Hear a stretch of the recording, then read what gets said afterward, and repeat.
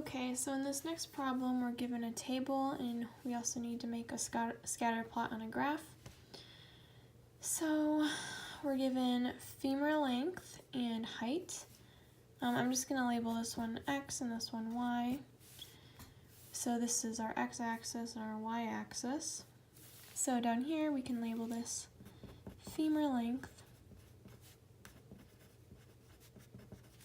And then up here we can just label this height. So now we need to plot all these points accordingly. I'm just going to number these. I'm going to start at 38 because 38 is our lowest number right here. Then I'm just going to make this one 40 and so on. Same thing for the y-axis, but I'm going to start at 155 since that's also our lowest number on this side. And I'm just going to put this one up here and keep going. So now I just need to plot each point. I'm going to do this one first. So find 38 on the x-axis, 55 on the 155 on the y-axis. Just plot all my points. So now we're going to have to plug all these numbers into my calculator. X is going to go in L1, Y in L2, like we do every single time. Now I'm just going to hit second stat plot. Then I'm going to make sure I have the scatter plot. L1 and L2 are in the right places. Zoom 9. And this looks very similar to this, so we're good. And then we're going to go to stat, over to calculate, go to number 4, which is linreg. We have L1, L2, so perfect. And calculate. So now we can use these numbers to make our equation. So we have our A being 1.9, B is 80.7. So I'm just going to write that down here. Y equals 1.9, and that's going to be x because that's going to be our slope. A is our slope. And then B, our y-intercept, is 80.7. Let's move on to C. C says, an anthropologist finds a femur of the length 58 centimeters.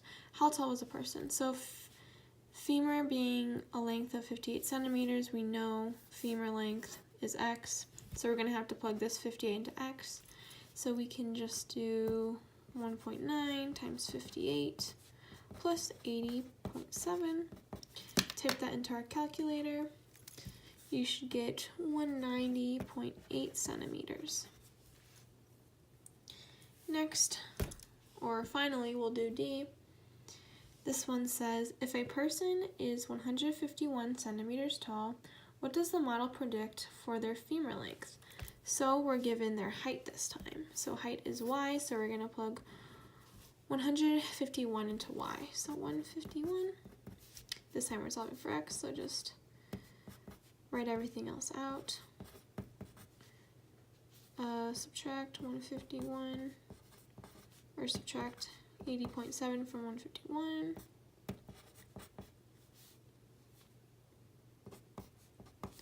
We should get our x to equal 37 centimeters.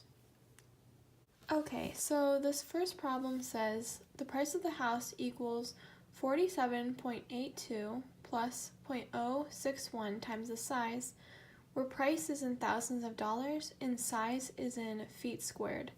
And we're also given that r equals 0.84. So first, this question is asking us to interpret the slope.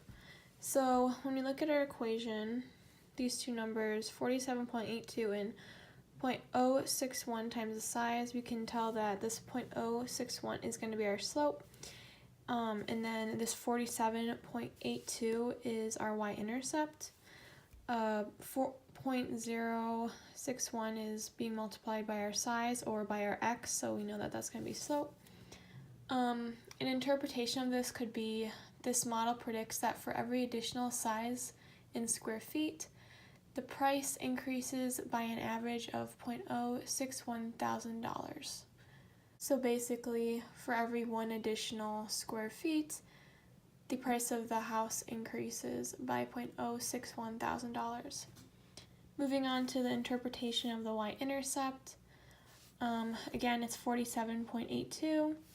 From this, we can say that this model predicts when the size in square feet is 0, the price in thousands of dollars is on average 47.82. But that doesn't really make sense because basically you're buying nothing. 0 square feet would be no house, so we can just disregard that. Okay, so now we have to find the slope of the line that predicts size based on price. And then for this, we're going to have to use one of our formulas. I did type this equation on the worksheet I made, but I'll just write it down. It's B subscript 1 equals R times S subscript Y over S subscript X. So with this, we can just start plugging our numbers in. We already know what our B subscript 1 is, or basically what our slope is, which is going to be 0.0, oops, I'll move this over, 0.061. We are also already given our R up here, 0.84, so times 84, and then just this SY and SX. Now we can just divide by the 0.84.